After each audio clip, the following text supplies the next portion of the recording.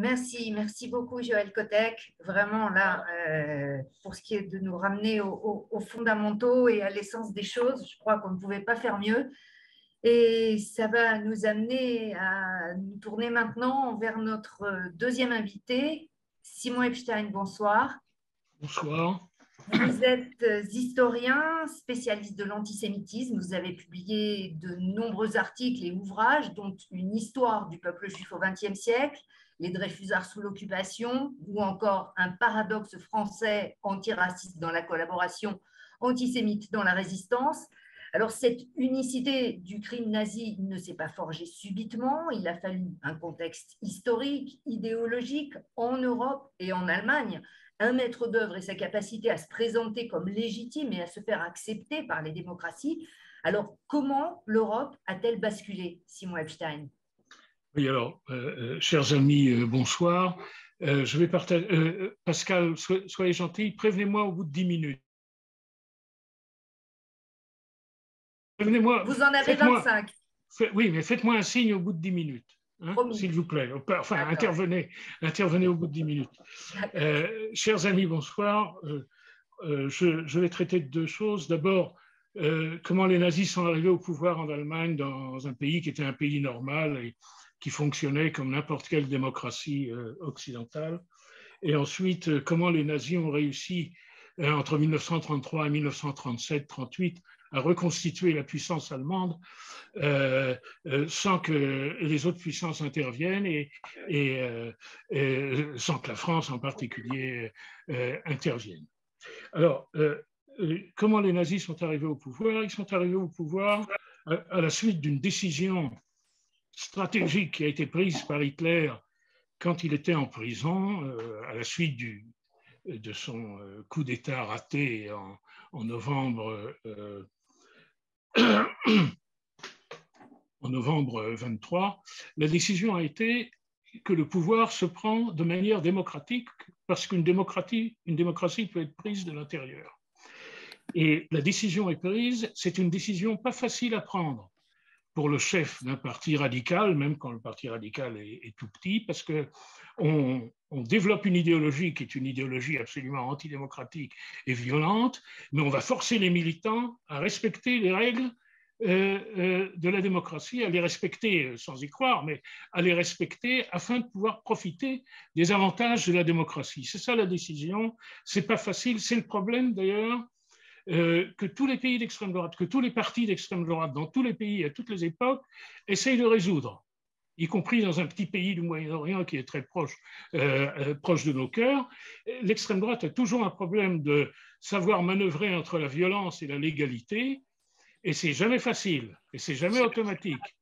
Et ce que Hitler va réussir à faire, c'est précisément établir la manière de manœuvrer entre les deux. Ça, c'est donc la première décision qu'il a prise, et elle va être respectée pratiquement jusqu'au bout, jusqu'en 1933, avec beaucoup de difficultés. Il y aura des révoltes chez les SA, il va se faire insulter en disant qu'il est devenu un petit bourgeois, etc.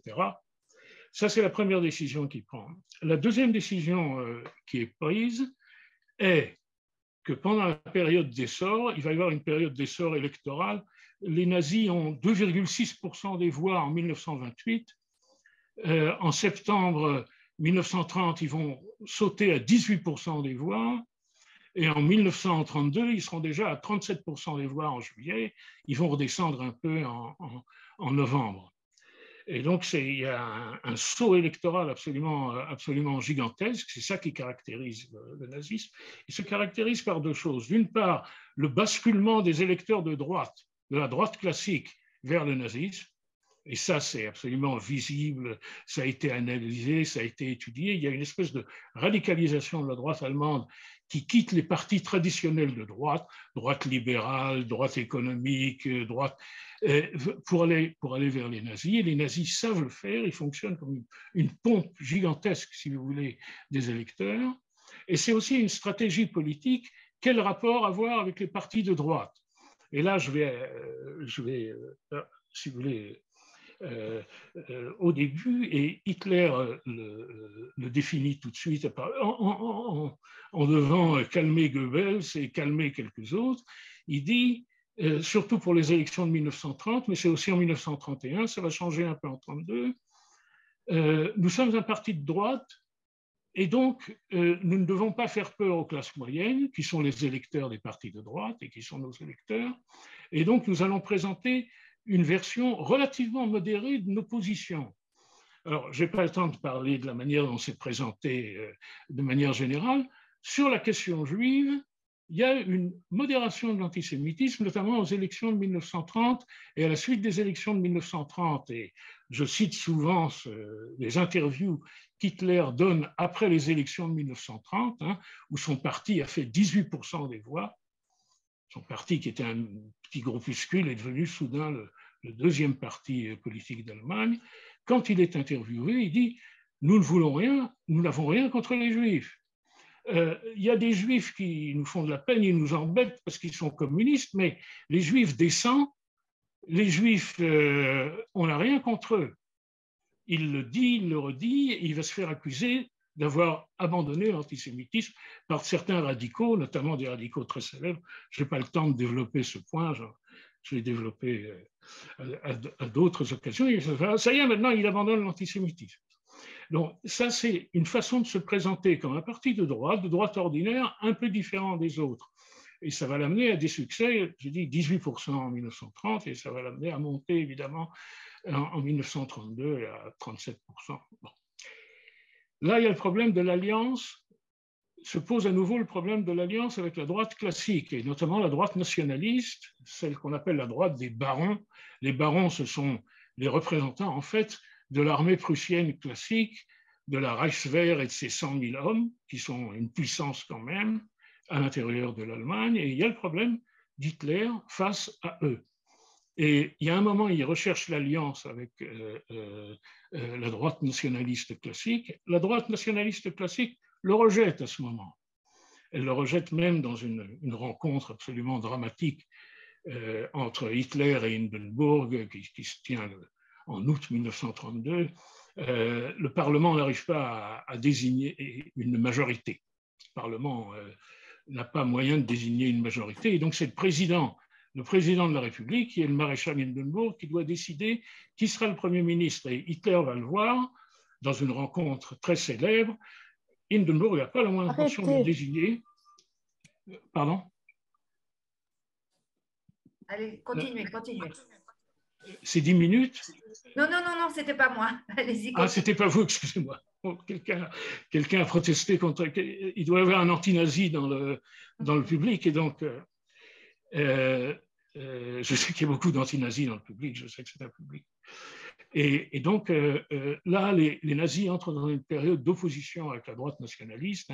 C'est la fameuse période en 1932 où ils disent on n'est ni avec ceux-ci, ni avec ceux-là. On n'est ni avec les rouges, ni avec la droite nationaliste. Ce qui va faire la victoire nazie au début de 1933, c'est un phénomène qui a été analysé, c'est l'acceptation par la droite nationaliste de la prééminence des nazis à droite. Et cette acceptation, elle vient tout simplement du fait que les nazis ont perdu les élections en novembre 1932. Les élections de 1932, pour la première fois depuis 3-4 ans, enregistrent une décrudescence du vote nazi. Une décrudescence au point que tout le monde en Allemagne, enfin, beaucoup de gens en Allemagne, pas les Juifs d'ailleurs, les Juifs sont beaucoup plus malins, beaucoup mieux organisés, je n'ai pas le temps de parler des Juifs, ils ne répondent pas à l'image que mon cher ami Joël Kotek a présentée tout à l'heure, mais ce n'est pas notre sujet, donc n'en parlons pas. Et donc, à partir du moment où les nazis commencent à baisser, la droite classique, ce qu'il en reste, et la Reichswehr, à savoir l'armée prussienne, si vous voulez, les généraux, les barons, disent ils ne sont pas si effrayants que ça. Quand ils étaient en montée permanente dans les rues et dans les urnes, la droite classique en avait peur. À partir du moment où ils baissent, la droite classique en a plus peur. Et c'est ça qui va conduire à l'accord, à l'union, qui va être passé, c'est un accord entre la droite nazie et la droite classique, si vous voulez, qui va donner naissance au fait que Hitler sera nommé Premier ministre le 30 janvier 1933. À partir du moment où il est Premier ministre, la dynamique va s'enclencher évidemment très rapidement. Il va demander de nouvelles élections. Aux nouvelles élections, il aura 44% des voix, mais ce sera suffisant avec les alliés de la droite nationaliste, ce sera suffisant pour modifier la Constitution. La Constitution sera modifiée le 23 mars et le système va s'installer à une rapidité qui va stupéfier les contemporains. Bien entendu, le régime va s'effondrer à une vitesse. Les partis de gauche qui avaient des systèmes d'autodéfense, des véritables milices d'autodéfense vont s'effondrer très rapidement. Les défenses juives aussi vont s'effondrer, mais ça c'est évident. Je n'en parle pas encore une fois. En l'espace de quelques mois, les nazis vont s'emparer de l'Allemagne et tous les systèmes vont craquer les uns après les autres. Quand je dis craquer, ça veut dire que la majorité des juges vont proclamer leur soutien au nazisme. La majorité des profs vont proclamer leur soutien au nazisme. La majorité des hauts fonctionnaires vont proclamer leur soutien au nazisme.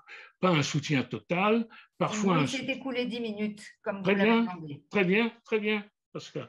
Et donc, si vous voulez, pour résumer cette partie,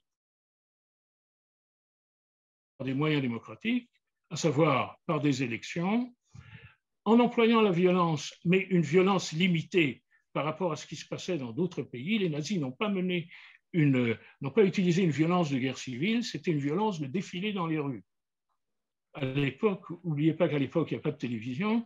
Pour se faire voir, il faut défiler dans la rue ou tenir des meetings. Pour défiler dans la rue, pour tenir des meetings, il faut un service d'ordre. Les communistes ont un service d'ordre, les socialistes ont un service d'ordre, les nazis ont un service d'ordre qui sont les SA.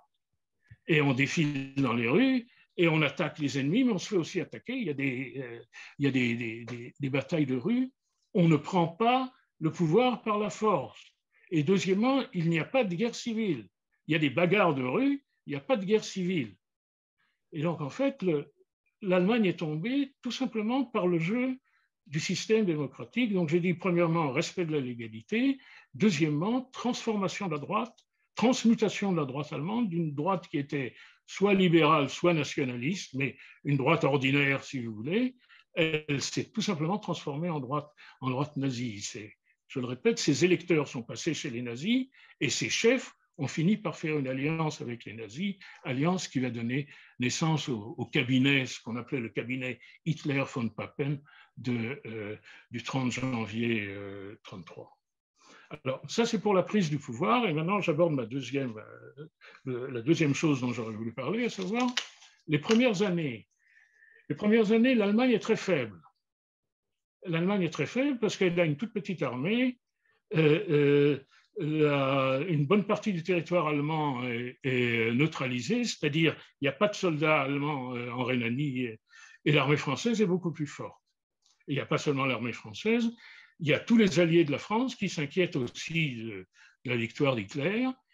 C'est la Pologne, c'est la Tchécoslovaquie, c'est même la Belgique, jusqu'à ce que la Belgique proclame sa neutralité, ça viendra plus tard en 1936. Et donc, Hitler comprend qu'il entre dans une période qui est une période difficile. Il le dit lui-même dans une réunion très célèbre qui a lieu 2 jours après le 30 janvier. Le 3 février, il réunit les chefs de l'armée et il dit, je résume, c'est une réunion très célèbre, hein, avec beaucoup de choses ont été écrites là-dessus, vraiment beaucoup de choses. Il dit, on va commencer à réarmer. Le but étant de reconstituer la puissance allemande, et puis le but étant la germanisation de l'Europe. Enfin bon, il cache pas ses intentions, mais il dit il faut faire très attention, c'est une période de vulnérabilité. Et il ajoute, parce que si les Français ont des hommes d'État comme il faut, ils vont nous attaquer. Et donc Hitler met sur pied une stratégie, c'est ça qui est absolument fascinant à observer, une stratégie qui va permettre de passer la période de vulnérabilité, de passer sans se faire attaquer. Alors, je vais très rapidement, je vais mettre l'accent. La stratégie, c'est à la fois du camouflage, c'est à la fois prendre la décision, essayer de dissocier les alliances des alliances françaises, notamment l'accord qu'il fait avec la Pologne. Hitler commence à dire du bien de la Pologne. Il y a un traité qui est passé avec la Pologne en janvier 1934. C'est une histoire si vous voulez, de dissocier le bloc des alliances. Camouflage, bien entendu, choix des armements sur lesquels on donne la priorité, camouflés, bien entendu. Le mieux, c'est l'aviation, parce qu'avec l'aviation, on peut arriver très rapidement à développer une force assez grande, si vous voulez. Tout ça, c'est pour passer la période de vulnérabilité. Et pendant ce temps, on va procéder au coup par coup. C'est-à-dire, à chaque fois, on va grignoter un morceau du traité de Versailles, pas un morceau trop gros, parce que si le morceau est trop gros, les Français peuvent intervenir, mais un morceau suffisant, et à chaque fois, on va supprimer une des interdictions qui pesaient sur l'Allemagne. Donc, ça, c'est la stratégie dans son ensemble. Ce qui est le plus intéressant à observer, et j'ai fait une étude, je n'ai pas encore publié là-dessus, c'est la rhétorique de paix qui accompagne cette stratégie. Encore une fois, je le répète, c'est l'Allemagne est faible et a conscience de sa faiblesse, et elle sait qu'il lui faut 3 ou 4 ans pour reconstituer sa puissance militaire, ce qui sera le cas à peu près, 36-37, de 33 à 36-37. Alors, la rhétorique, mais pardon, avant de parler de la rhétorique, un mot sur les Juifs. C'est ce qui explique que, je n'ai pas le temps de parler des Juifs, mais c'est ce qui explique que ce qui arrive aux Juifs allemands entre 33 et 37 est relativement modéré par rapport à ce qui va se passer après, par rapport à ce qui va commencer en 38 et 39. Parce que dans le cadre de cette stratégie de camouflage, il faut présenter l'Allemagne sous un aspect sympathique. Et donc, présenter l'Allemagne sous un aspect sympathique, c'est aussi, par exemple, interdire les violences physiques contre les Juifs. L'interdiction n'est pas totale, bien sûr, mais et imposer une espèce de relation aux Juifs qui est une relation relativement supportable.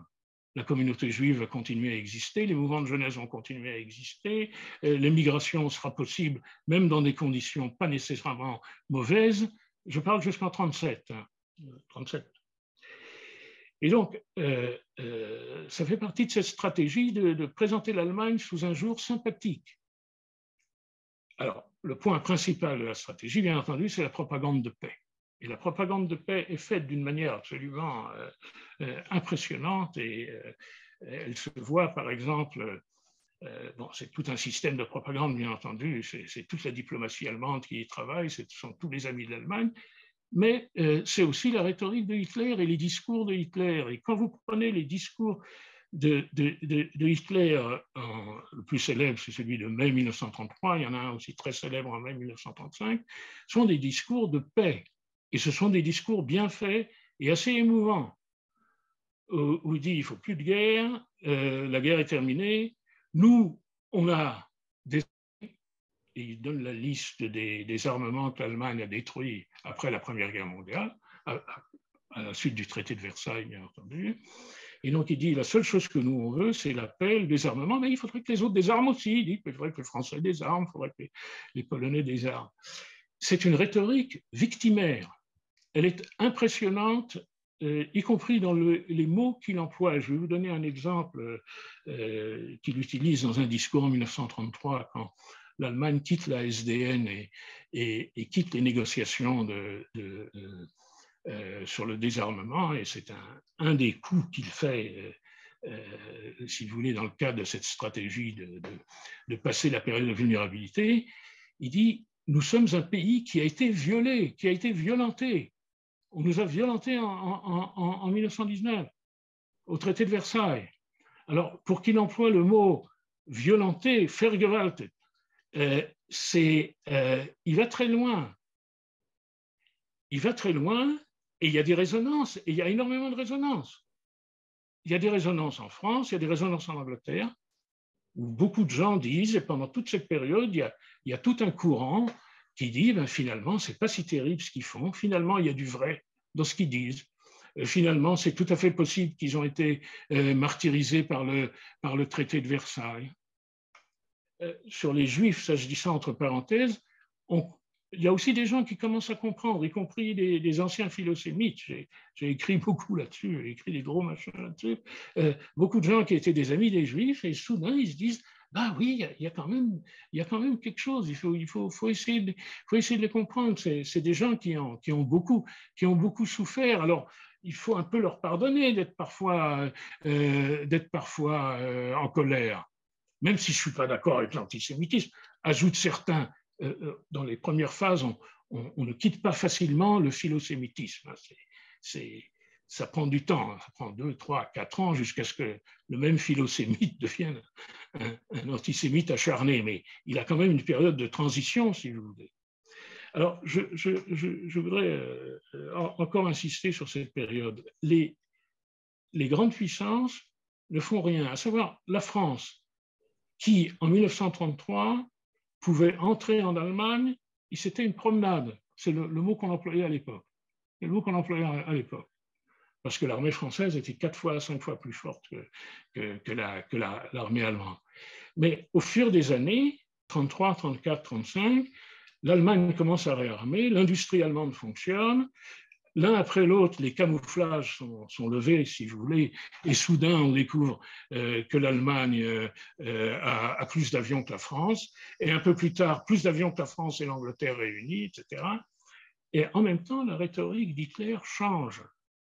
Et déjà, je vais donner comme exemple, en mai 1935, il ne parle plus déjà de la même manière qu'il parlait en 1933.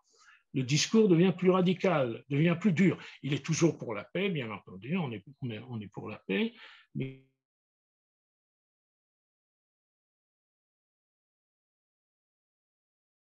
qu'elle a passé la période de vulnérabilité, et au contraire, la vulnérabilité est passée de l'autre côté. La vulnérabilité est devenue française, tchécoslovaque, polonaise. C'est un discours très célèbre en janvier 1937. En janvier 1937, là, il parle toujours de paix, mais il dit, voilà ce que nous avons fait en 4 ans. D'abord, l'Allemagne est libérée de l'esclavage du traité de Versailles. Nous sommes devenus une nation comme les autres, avec les mêmes droits que les autres. Il parle aussi de ce qui se passe à l'intérieur.